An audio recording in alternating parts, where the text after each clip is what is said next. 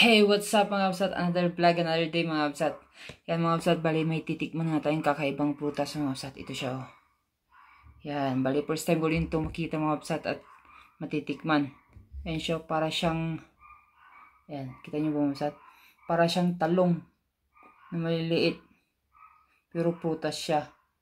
Yan, from Kabakab, Mankayan, Benguet to mga kapsat. Yan, bali titikman nga natin siya. Ayan. Tapos pag nabalatan mo na siya mga kapsat, ito na yung magiging itsura niya oh. Ayan. Ayan, para siyang bayabas mga kapsat. Tapos ito yung loob niya. Medyo mamula-mula na buto. Ayan siya oh. Ayan, ayan, ayan.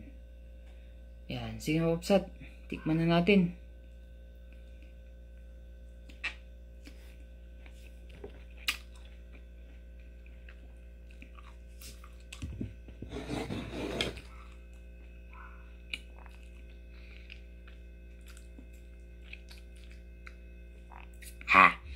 Asim.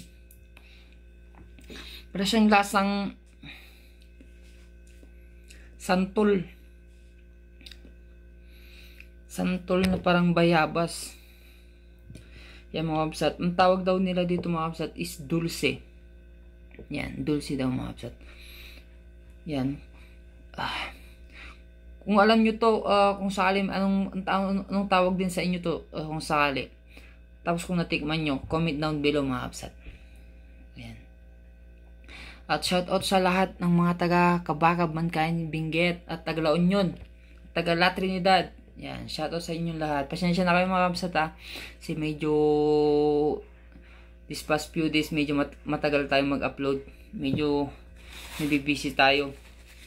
Ayan, shoutout sa inyong lahat at sa maraming salamat sa lahat ng sumusuporta sa kakabsat nyo. Yan. See you again sa susunod na vlog mga kabsat. Boom!